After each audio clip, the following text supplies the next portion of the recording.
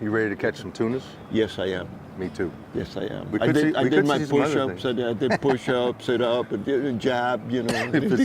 If it's as good as it can be, I look forward to it. we'll have enough tuna action till 10, and then we'll probably want to do something else. Yeah. I'll take a nap, a 15-minute power nap. I brought the beanbag for you. Wow. Yeah, you can just relax. Wow.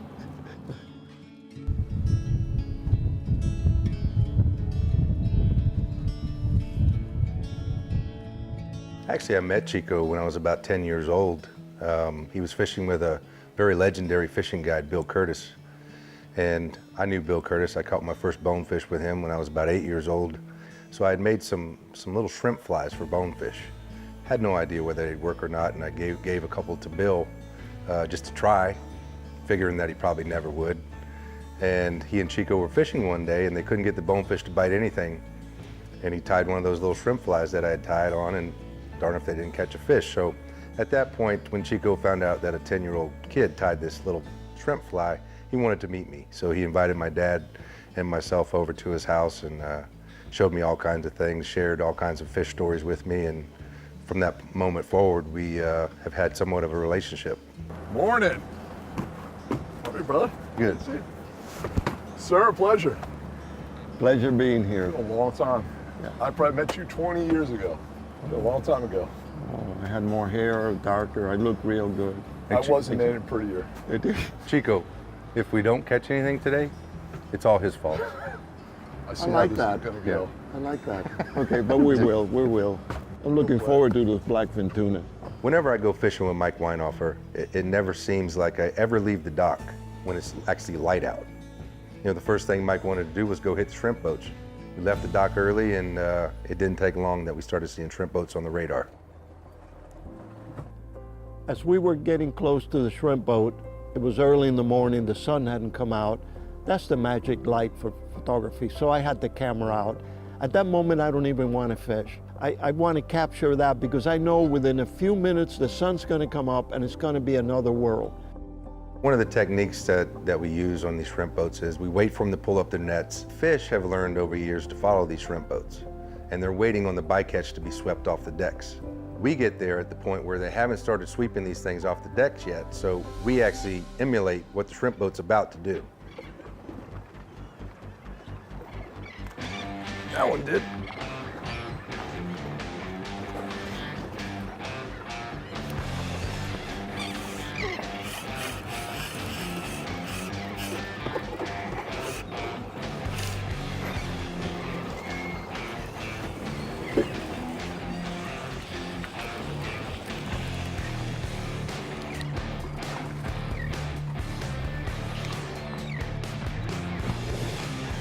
There they go.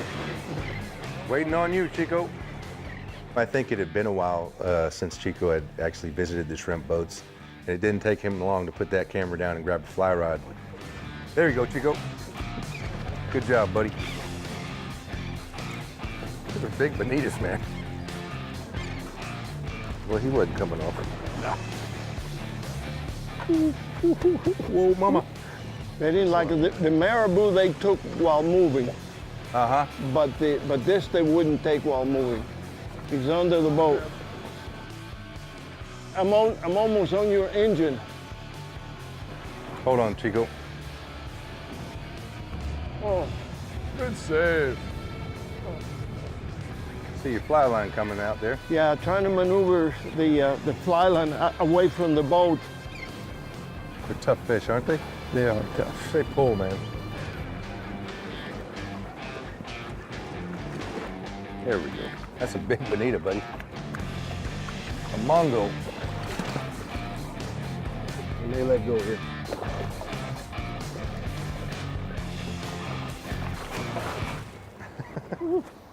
That's good size of that thing, man.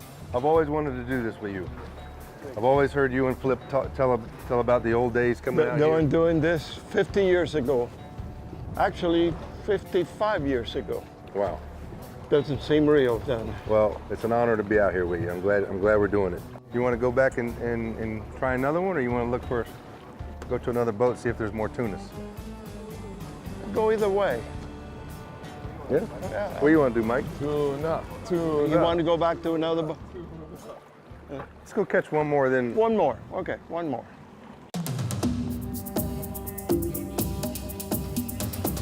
It's one of the most ancient forms of hide and seek known to man.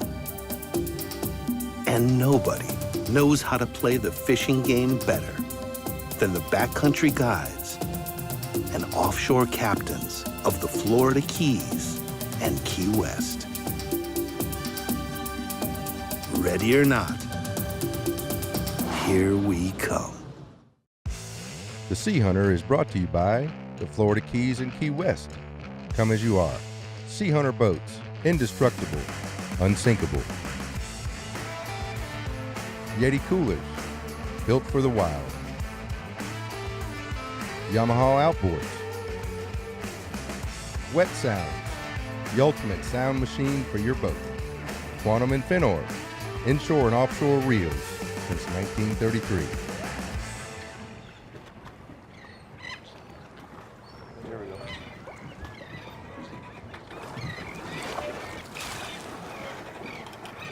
Do a bow and arrow cast. Yep, perfect. Yeah, perfect placement. Didn't have to double haul. There you go. Woo, that was a hot bite. That was a hot bite. Whoa! That was a really hot bite.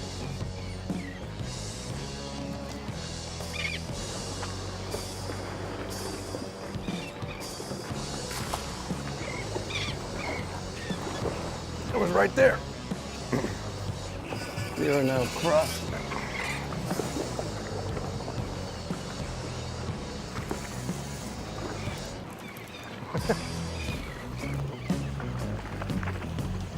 Love to run up. Sorry, getting you wet. Love to pop you off on that chain. Really? Get off that chain. Maybe. Yeah, I saw him. Oh, I was putting some heat on that sucker. I think the hook might have straightened. Nope, just pulled out.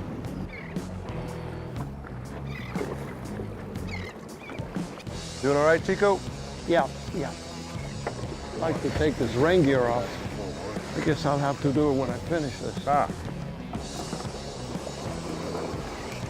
Are you here? Guys, Want some milk? I have a fish real close.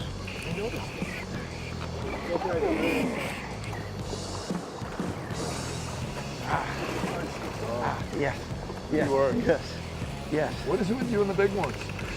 Can't catch any small ones? No, I tried. I don't want to. I don't want to. I don't want to work that hard, you know. Absolutely. pulled the hook. It's twice. Huh? You pull the hook twice. I'm using rubber hooks. No, let him go. Yes, let him go. You know, as we worked our way west and northwest to Key West, hitting one shrimp boat after another, looking for tunas, but we kept catching bonitas, which was awesome. You know, they're a great fish. We noticed we weren't that far from a tower. So, you know, the light got up. That's one thing that does happen during the shrimp boat deal is once the light gets way overhead and gets pretty bright, it usually slows down. And we didn't think there was going to be a chance of any more tuna action. So we were close to a tower. Let's go see what's on it.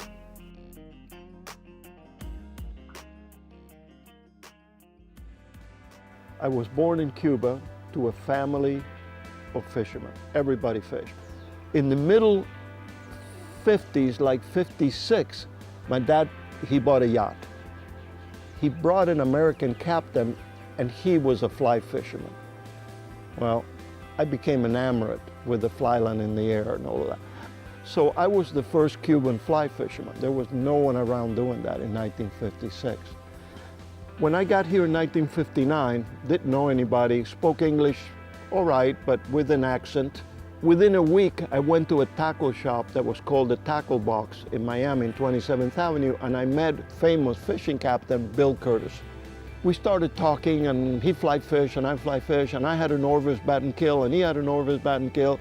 Within a month or two, because that was the only place to gather, I met Flip Pallet, Norman Duncan, who invented the Duncan Loop, and John Emery, who became a very famous fishing guide. And we were the four musketeers. We had to learn everything from scratch, casting, everything, knot tying. Today, I've been fly fishing 61 years, so it's been a long time. Last year, I got inducted on the Fly Fishing Hall of Fame, the IGFA, which was a huge thing for me. And it's really my passion. I'm a fly fisherman.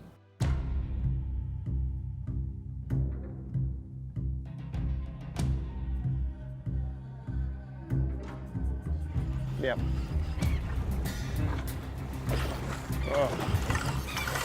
Get out, get out. Ah, I got him. Look at the other. Throw it right there. Throw it right there. Nice cast.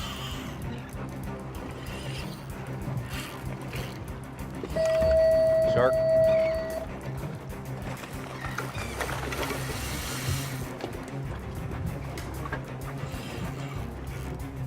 I didn't mean to catch him, Chico. I understand.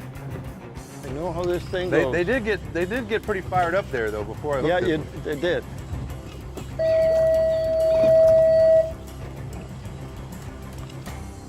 I'm just trying to grab them.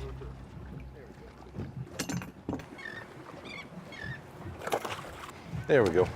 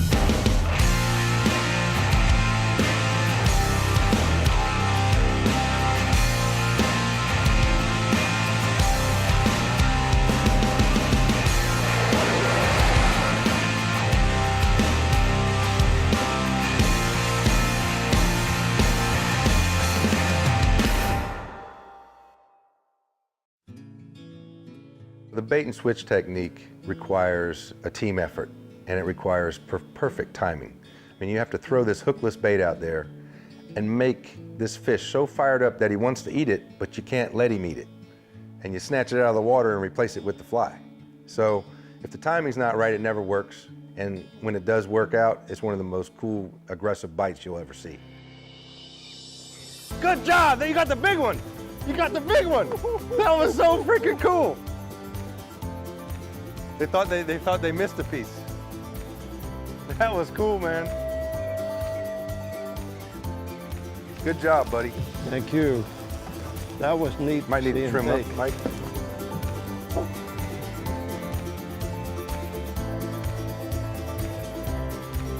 don't know what to tell you. Those were tough kudas. Those were tough.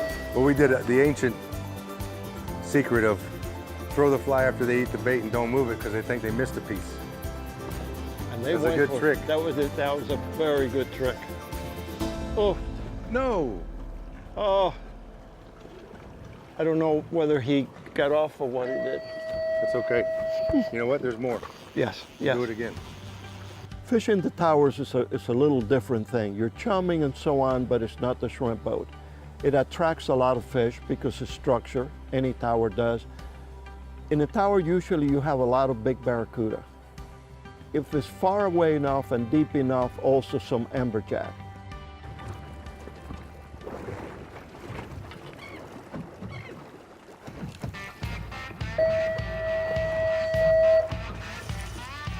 Got him? Yes. Good job, Chico. Yeah. A little shrimp is deadly. Ooh, I got the amberjack. You got the, oh. I got him. Oh. He had the popper? No, I took the popper off. You think your fish got eaten? Yeah. Oh, I got just eaten. lost mine somehow. I just lost mine.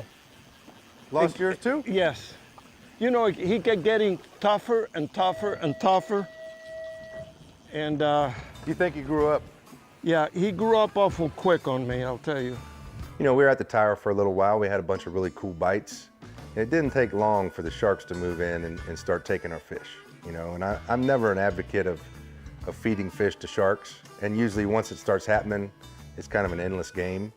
And I looked in the bait wells and we're almost out of bait. So, you know, now it's time to make a decision. Do we just hang here and pick away at, hope we get one away from the sharks? Or do we make a run, go catch a bunch of bait and try something new? You know, looking on the GPS, we were not that far from Fort Jefferson.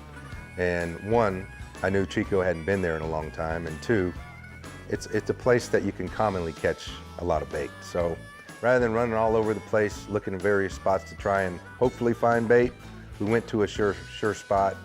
And it's always cool to see the fort, and I know Chico enjoyed that. The things you see there are incredible. The amount of bird life, the amount of fish, all the various plants that only grow there. I mean, it's just, I never get tired of going and visiting the fort. These conditions, I couldn't help but pull out my camera. And what I wanted to capture, I did take some pictures of the birds, actually. I wanted to get Mike's cast net in the air, which I did. And then some of the lift of the cast net with all those pilchers just moving and shaking and everything as you put it in. And I can't help getting the camera out. We have a lot of pilchers. Got plenty of pilchards and maybe it'll open the door to some muttons, kingfish, groupers, who knows? I love it. I love muttons. Me too. I love muttons. Maybe we'll catch some dinner and then some. Dinner is good. Yeah. Dinner is good. After running into the fort, we not only got bait, but we got the perfect kind of chum baits. These little medium-sized pilchards. We got plenty that we could chum heavy. So we thought we'd hit some spots that are pretty close to the fort, you know, on the edge of a reef, and start chumming with regular chum, but also start throwing some of these live pilchards out to see what we could get up off the bottom. Rob's on. Blue runner. No? That's a big blue runner. That ain't a blue runner. That's a big blue runner.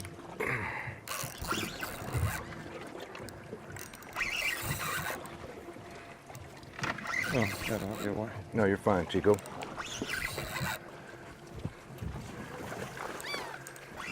Wow. Ooh. Red grouper. Very good. That'll work. That'll work for sure. I know. Problem is he's got to go back. That would be a nice one to take home. That would have made a good fillet. Yes, it would have. Actually, two very large fillets. Catch that on your fly rod. That'd be fun. That would be fun. You know, we could see some yellowtails up in the chum, and there were some Cero mackerels. And those are great fish to catch on the fly rod, and they're very, very good table fare. It didn't take long for Chico to start trying to catch some yellowtails for dinner. And further away from the boat, a little out of casting range, there were some big busts and some big boils and some big flashes. It seemed like there was something big going on, and I decided to put a bigger fly on with a little wire and see what was back there.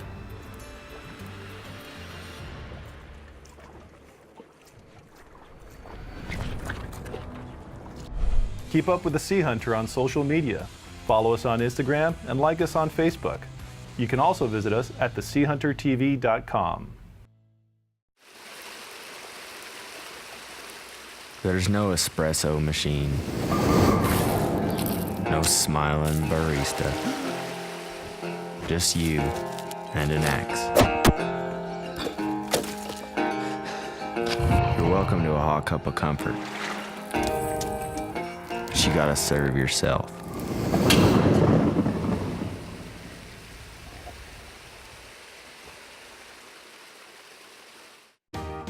The SeaHunter is brought to you by Ray Marine, Simply Superior, Mojo Sportswear, get your mojo on,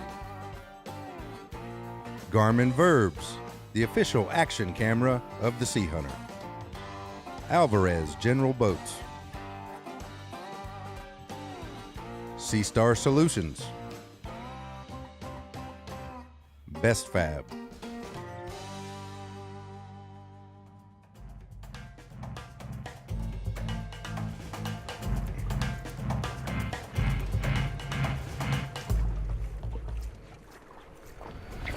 Oh, nice one. That's a hell of a yellowtail. That's all I can say. I don't know what this is. What the hell? Something good, Chico. Chico's on. Going down. Makes it go away. I was thinking that. Oh. What are you doing, Chico? Shit, he's stuck in the bottom. Oh, it's gonna cut me off. Got off? I can feel the scraping. Oh, yeah. I hate that feeling. I hate that feeling too. Holy. Nice king. Oh, Do you want me to tell that? Yes, I do. Oh, thanks. oh, what a king.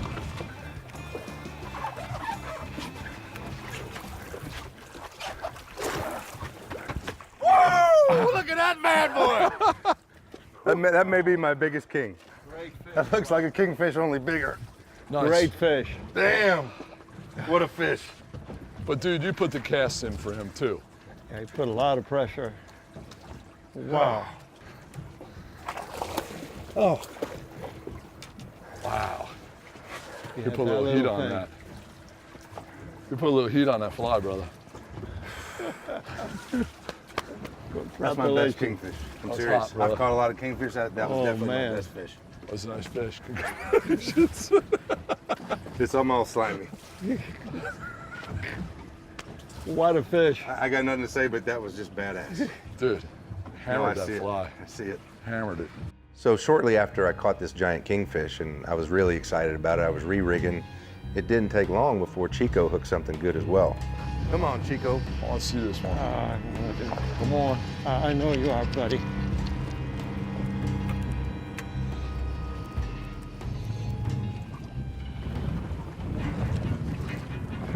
He feels very heavy. You just got heavy. No, he feels heavy. Got Shit. something good here, I think. Not again. I gotta go for it, Chico. Need help getting under the anchor? Let me go underneath it. Okay.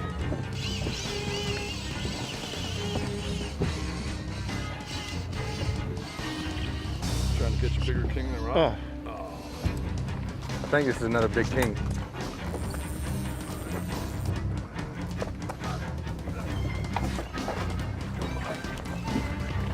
Okay. Let go. Fly line's coming back. I'm gonna come back to the back, I think. It's kind of going. Those are AJ's following. Yeah, it's a big kingfish. Oh boy.